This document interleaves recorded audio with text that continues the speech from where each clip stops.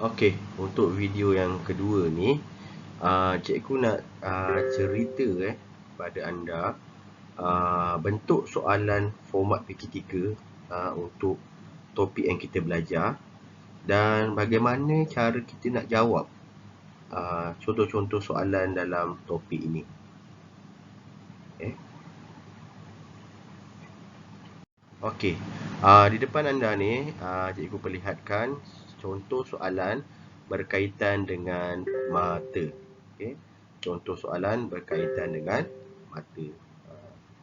Biasanya soalan macam ni dia keluar pada bahagian B. Bahagian B untuk soalan PT3. Selalunya soalan bahagian B ni markahnya maksimum adalah 4. Maksimumnya adalah 4. Dan biasanya dalam bahagian B ni kalau boleh kat sinilah student perlu score seberapa banyak markah yang boleh. Okay. Alright.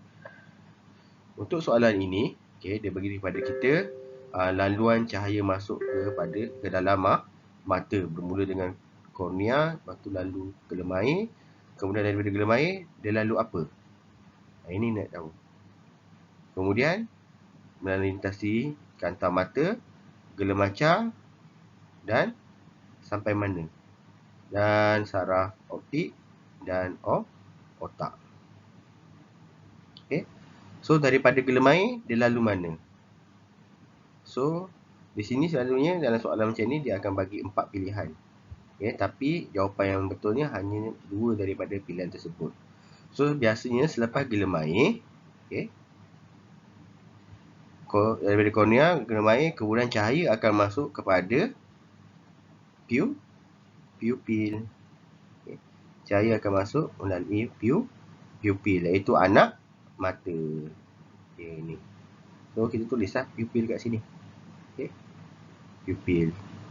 Okay, anak mata. Barulah pergi ke kantang mata. Daripada kantang mata, cahaya akan masuk ke gelemaca. Dari gelemaca, akan sampai ke satu struktur. Sebelum struktur tu menghasilkan sesuatu dengan saraf optik. So apa? Cahaya akan berakhir pada retina. So kat sini adalah retina. Okay, nampak? Okay. Untuk soalan B pula, lengkapkan pernyataan berikut dengan jawapan yang betul. Bahagian mana yang paling peka cahaya? So dalam mata tu, bahagian mana yang paling peka pada cahaya? So bahagian yang paling peka kepada cahaya adalah bintik kuning. Bahagian mata yang tidak peka kepada cahaya adalah bintik buta. Ini boleh rujuk balik pada gambar rajah mata tadilah. Okey, seterusnya cikgu tunjukkan lagi satu contoh soalan seperti ini. Okey, dia bagi kita struktur mata A, B, C, D, E, F, G. Okey. So dia suruh kita tandakan right. Okay. Bagi bahagian mata yang paling peka terhadap cahaya dan X pada bahagian mata yang tidak peka kepada cahaya. Okay. So tadi kita dah kenali. Okay. So tadi kita dah tahu yang paling peka kepada cahaya adalah bintik kuning. Dan yang tidak peka kepada cahaya adalah bintik buta. So kat mana bintik kuning? So bintik kuning nak tahu kenal dia, dia mesti berada dekat area sini. So tandalah. Right. Kalau bintik buta, di mana bintik buta? Dia mesti berada berhampiran dengan saraf optik. So ini ialah bintik buta. Cara nak kenal, mesti kena kenal. A ni bahagian apa, B apa, C apa, D apa, E apa. Okay. Seterusnya soalan B, namakan bahagian mata yang boleh berubah keadaan apabila keamatan cahaya dikelilingi berubah. So yang berubah adalah saiz pupil. Okay. So huraikan keadaan bagaimana mata yang dinyatakan di B semasa seorang berada di tempat gelap. Okay. Bila tempat gelap. Bila tempat gelap, okay, saiz pupil akan berubah menjadi besar ke kecil? Menjadi kecil. Ini cara nak jawab. So, berubah dan mesti jadi apa? Besar atau kecil? Ini yang paling penting nak nyatakan. Okay? Alright. Okey, seterusnya adalah soalan untuk bahagian telinga. Okay, soalan untuk bahagian telinga. Okay. Telinga. So, apa? Selalunya soalan keluar macam ni lah. So, kita kena pasti. A ni apa? So, A ni apa? Mula-mula kita kena pasti. So, A ni ialah gegendang. Okay, B. B ni atas ni. So, ini ialah salur separuh bulat. Okay. So, C yang macam siput ni adalah koklea. Mula-mula sekali kita kena tahu apa nama dia. So, D ni adalah tiup Eustachio. Mula-mula mesti kita kena tahu. Kita kena pasti apa nama bahagian ni. Okey. Kemudian barulah kita pergi kepada soalan. So, soalan kata, pada raja di atas tandakan right pada huruf yang betul menunjukkan suku telinga yang terlibat dengan pendengaran. So, mana yang terlibat pada pendengaran? Okey. Okey. Gegendang telinga terlibat tak dengan pendengaran? Ya, sebab dia akan bergetar bila dapat gelombang bunyi. Okey. B, sarus pada bulat. Ada kaitan dengan pendengaran? Tak.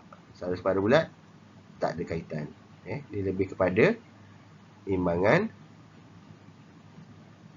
badan. So, dia tak ada kaitan. Okey, koklea. Ya, sebab koklea yang akan terangsang dengan gelombang bunyi dan hasilkan impuls saraf. So, koklea terlibat dengan pendengaran. So, tanda right. So, tiup Eustachio terlibat tak dengan pendengaran? Tak. Tiup Eustachio lebih kepada menstabilkan tekanan udara dalam telinga. So, tak ada terlibat. So, A dan C. So, akan dapat dua markah dekat sini. Ni selalu soalan bahagian B ni, macam ni. Okay. So, soalan 2, tandakan right bagi fungsi bahagian melabel C. So, C, koklea. Macam saya kata ni, menghasilkan impuls saraf. So, mana perkataan ada impuls saraf? Nampak ni. So, boleh tandakan sini. Nampak? Yang penting kita kena pasti bahagian ni nama apa dan apa fungsi dia. Baru kita senang nak jawab. Nampak? Okey. Seterusnya kita lihat kepada contoh soalan lagi. Yang ini lebih kepada mekanisme pendengaran. Okey. Bermula dengan bunyi. Okey, bunyi dikumpul oleh cuping telinga dan disalurkan ke salur telinga. Lepas tu akan bunyi tadi akan gelombang bunyi akan pergi pada gendang telinga. So, daripada gendang telinga pergi kepada mana? Apa ni P? So, P ni dapat gendang telinga dia akan pergi kepada osikel. Kita kena tahu. Dari osikel, getaran bunyi tu akan pergi kepada mana? Kepada jendela bujur. So, kita kena tahu daripada jendela bujur barulah pergi kepada koklea. Daripada koklea akan terhasil impuls saraf dan dihantar ke saraf auditori. Barulah impuls saraf tu dihantar ke dengan saraf auditori, impuls saraf tu akan dihantar ke otak. So, kita kena pasti. So, bila dah dapat kena pasti, senang tak nak jawab soalan yang bagi B ni? Senang. So, untuk soalan so P tadi kita dah osikel. So, mana osikel? Tanda lah. Osikel. Okay. So, Q tadi ialah jendela bujur. So, jendela bujur. Dan R tadi adalah saraf auditori. So, dapat macam ni. kita layak dapat 2 markah. So tapi jawapan ada 3 pun kenapa dapat 2 markah? So biasanya betul 1, betul 2 dapat 1 markah. Tapi kalau betul 3 baru layak dapat 2 markah. Tapi kalau betul 1 tak layak dapat 1 markah. Selalu soalan macam ni lah. Dia bentukkan 2 markah. Okey, ni adalah contoh cara nak jawab soalan format PT3 untuk topik ini. Ini antara contoh soalan lah.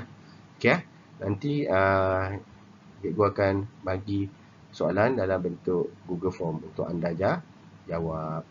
Okey. Semoga cara cikgu tunjuk ni dapat memanfaatkan kepada anda untuk anda jawab soalan.